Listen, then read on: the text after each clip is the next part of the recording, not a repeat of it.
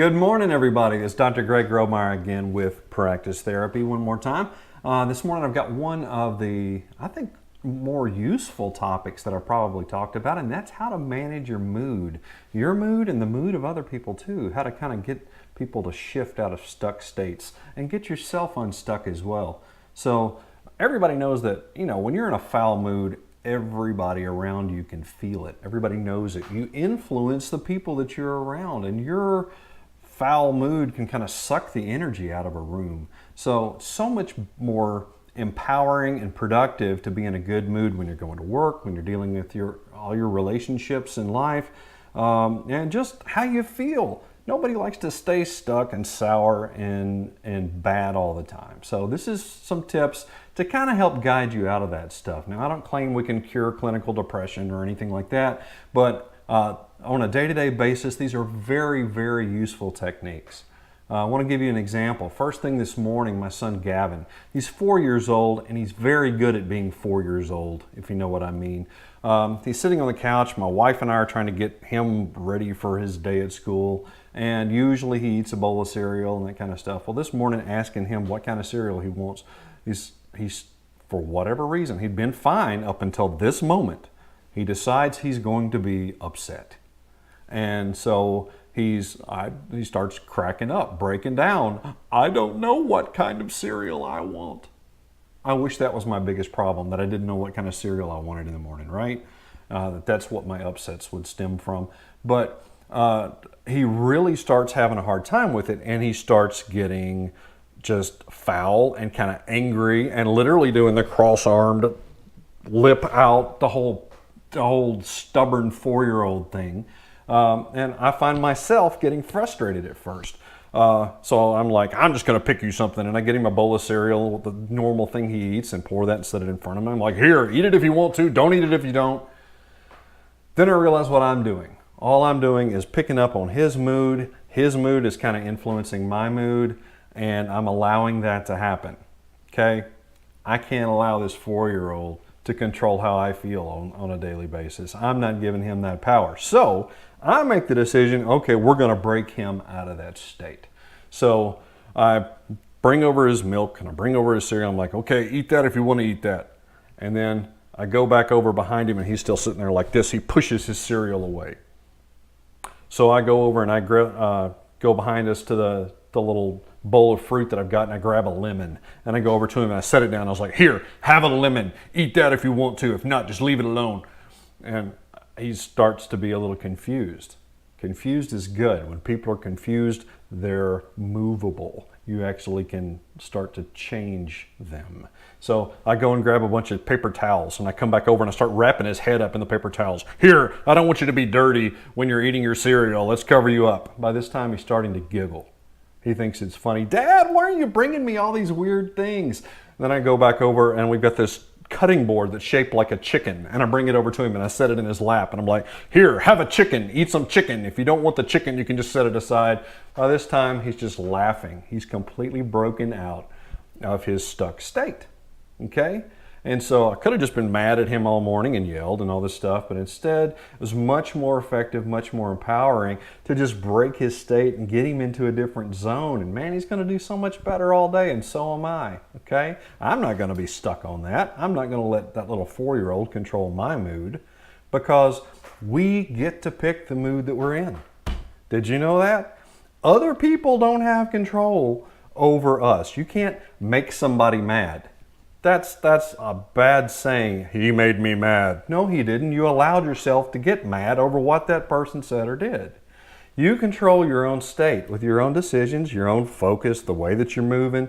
On these other tips, I'm going to go through those and talk about how you can actually make changes to the way that you're feeling and the mood that you're in, okay?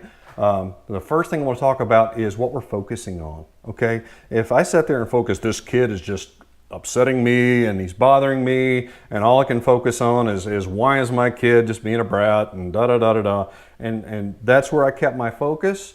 Well, I'm just going to revel in it, wallow in it. I'm going to stay there. I'm going to stay stuck. I'm allowing that negativity to flow into me. And, you know, there's this old saying, a huge ship can sail ocean and it'll never sink unless the water gets inside of it. Okay? It's kind of a powerful metaphor for allowing other people's emotions to flow inside of you and sink in your ship. Okay? Don't let it happen. Stand back, take a second, breathe, think, and go, okay, this person is having some troubles. This person is in a bad state. What can we do to maybe break them out of that state? Okay? Not allowing yourself to get there. But if you are getting there, there's ways to move yourself out of it. Let's change my focus. Okay, before I was focused on what this kid was doing or what this problem was or how overwhelming my situation is or how bad is my job or what's the issue with my wife and why is she acting like that and all those things. And if that's where my focus is, well, yeah, I'm going to feel bad because what you focus on becomes your world. It becomes your reality. And you craft that reality through your thoughts. Okay? So you can actively decide to change your thoughts. Think about something else. Okay, what am I thankful for? What am I grateful for in this world? What am I happy about? What have I got to look forward to? What are some good things going on in my life? Start thinking about those things. Changing that focus, that's step one. Okay? Getting your thoughts in the right place. It's also the words that we're using in our own head, the language that we're using in our own head. If I say, I'm never going to be such and such, then you're probably right, you know? But if you are able to craft your language and say, I know I'm going to be able to get this job. I know that I'm going to be able to do this. Even if it comes true or not, you're going to be in a much better frame of mind, a much more efficient, empowering, and useful frame of mind when going into a situation, okay? Another thing I want to talk about is movement. A lot of times when you're stuck, you're sitting in, you do emotions. What does sad look like? When I'm sad, what am I doing? I'm thinking about sad thoughts. My head is down. I'm slumped. My shoulders are forward. I'm quiet. Sad looks like this. Depressed looks like this. Okay? You can make yourself, you ever hear the saying, fake it till you make it? It's absolutely true. Shoulders back, chin up, smile on your face. You can do this if you actually get up and move around. Run around the house a time or two. Get yourself in a different environment. Your environment is huge on making your mood. If you're sitting in a dark, cluttered place, get outside, get fresh air, move, think about other things. Fake it till you make it. You can actually control your emotional state by breaking out of the funk that you're in. Another great thing is music. A lot of people will put on music to match their mood. So if they're in a sad mood, they'll put on some sad songs. Man, that's a great way to stay there and wallow. But if you're wanting to get out of it, put on some music that's in the state that you want to be in. Whoa. You can actually control the way that you're thinking and the way that you're feeling. You put on some happy music. It's amazing how that auditory input can change the way that you're feeling inside. You know, all these are some great tips, some great little ways to move past being sour and getting into the state where you can be good. Before I make these videos, I'll sit for a minute, okay? And if I'm not in the right zone, well, I'll sit here, I will sing, I will dance in my chair, I will yell and scream, I will do all kind of stuff to kind of try to get where I need to be, get my energy where it needs to be, get my focus where it needs to be able to be my best, to deliver the best kind of video and talk that I can to you guys. And so this is how I do it. This is some great tips that I hope that maybe you can take and use in your own life, your work, your relationships, dealing with your kids. Don't stay stuck there. You can change it. It's in your power. It is in your power. You pick your mood.